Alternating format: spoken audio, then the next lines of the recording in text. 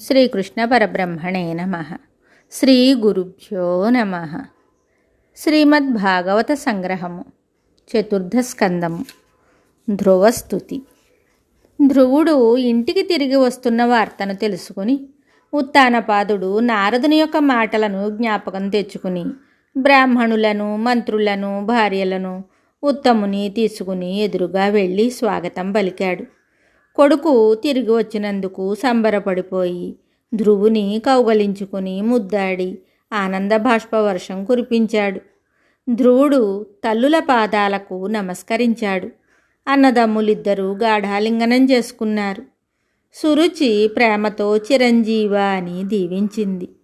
సునీతి తన కష్టాలన్నీ మర్చిపోయి ఆనందపరవశ అయింది. పురప్రజలు జయ జయనాదాలతో హారతులిస్తూ స్వాగతం పలికారు. తరువాత యుక్త వయస్సు రాగానే ధ్రువుని పట్టాభిషిక్తుని చేసి ఉత్తానపాదుడు తపోవనానికి వెళ్ళిపోయాడు. ధ్రువుడు శింసుమార ప్రజాపతి కుమార్తె అయిన భ్రమిని పెళ్లాడి కల్పుడు, వత్సరుడు అనే పుత్రులను పొందాడు. వాయుపుత్రిక అయిన ఇలను పెండ్లాడి ఉత్కలుడు అనే కుమారుని, సౌందర్యవతి అయిన ఒక కుమార్తెను పొందాడు. ఉత్తముడు వివాహం కాకముందే వేటకు వెళ్ళి అక్కడ ఒక యక్షునిచే చంపబడ్డాడు. సురుచి పుత్రశోకముతో అడవికి వెళ్ళి అక్కడ కార్చిచ్చులో చిక్కుకుని మరణించింది. యక్షుడు తన తమ్ముని చంపిన వార్త విని ధ్రువుడు తీవ్రమైన కోపంతో మంచుకొండల లోయల్లో ఉన్న యక్షరాజధాని అయిన అలకాపురిపై దండెత్తాడు. ఘోర యుద్ధం జరిగింది. యక్షులు చాలామంది హతులయ్యారు. మిగిలిన వారు పారిపోయారు. రాక్షసులు ప్రవేశించి మాయలు ప్రయోగించారు. మాంసము, నెత్తురు, మలము లాంటివి వర్షింపజేశారు. కత్తులు, గదలు, రాళ్ళు, కొండలు కురిపించారు. పులులు, సింహాలు చుట్టుముట్టాయి. పైనుంచి చూస్తున్న మహామునులు ధ్రువుడితో శ్రీహరిని స్మరించు అని కేకలు వేసి చెప్పారు. ఒక్క నారాయణాస్త్రంతో రాక్షసమాయలన్నీ తొలగిపోయాయి. రణరంగమంతా మృతులతోనూ బీభత్సంగా తయారయ్యింది. ఇంకా ధ్రువుని కోపం చల్లారలేదు. ఆ సమయంలో తాతగారైన స్వయంభువ మనువు ఋషులతో అక్కడికి వచ్చి ధ్రువుడితోటి ఇలా అన్నాడు: నాయనా, శాంతించు. నీకు ఇంత ఆగ్రహం ఉండకూడదు. నీ తమ్ముని ఎవడో ఒక యక్షుడు చంపితే దానికి ప్రతీకారముగా యక్షులనందరినీ చంపబూనుకొనడం తగదు. ఘోర పాపం అవుతుంది. నీ ఆగ్రహం నరకహేతు అవుతుంది. మనువుల వంశానికే ఇది కళంకం అవుతుంది. నీవు 5 ఏళ్ల నాడే శ్రీహరిని మెప్పించి ఆయన సాక్షాత్కారమును పొందిన పరమ భాగవతుడవని ప్రసిద్ధి చెందావు. అలాంటి హరిభక్తులైన సజ్జనులకు కోపము, ద్వేషము, పగ లాంటి దుర్గుణాలు ఉండతగనివి. చావు పుట్టుకలు దైవాధీనాలు.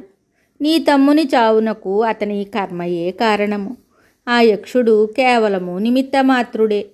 నేను, నాది అనే భావాలు అవిద్యాజనితాలు. ఈ మోహాన్ని నీవు విడనాడాలి.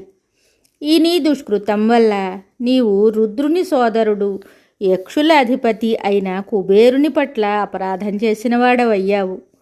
నీ వైరము విడిచి కుబేరుని చెలిమిని అర్థించు అని మందలించి మునులతో మనువు నిష్క్రమించాడు.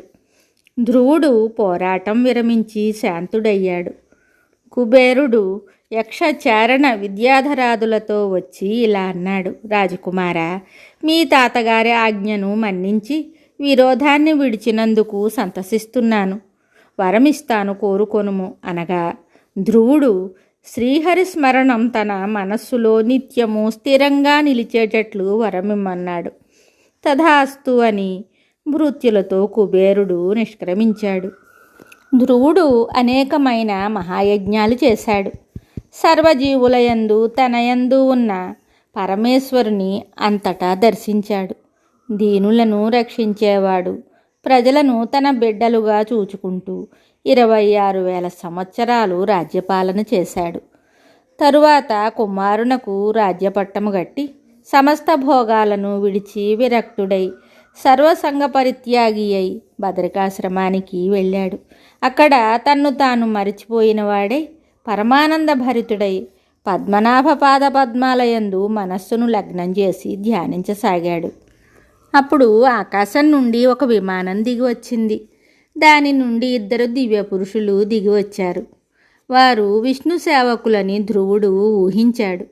వారు కుమార వయస్కులు, కిరీట కుండల గదాధారులై ఉన్నారు.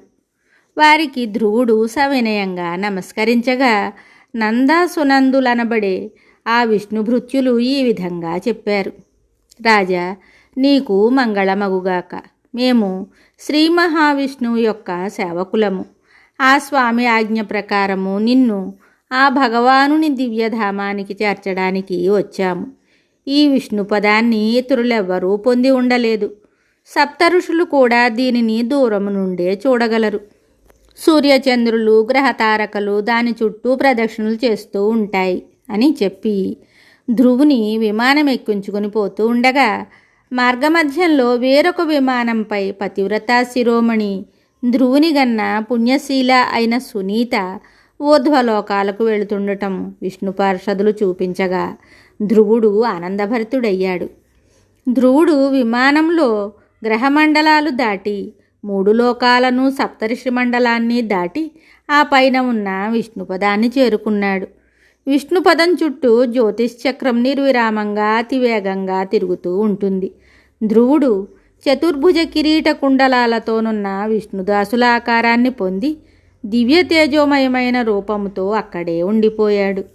నారద మహర్షి ఆ 5 ఏండ్ల పసిబాలుడు ఏ విధంగా శ్రీమన్నారాయణుని అనుగ్రహం పొంది దివ్య వైభవంతో శాశ్వత విష్ణుపదాన్ని పొందిన విషయమును ప్రచేతస్సులు చేస్తుండే సత్రయాగంలో గానం చేసి వినిపించాడు.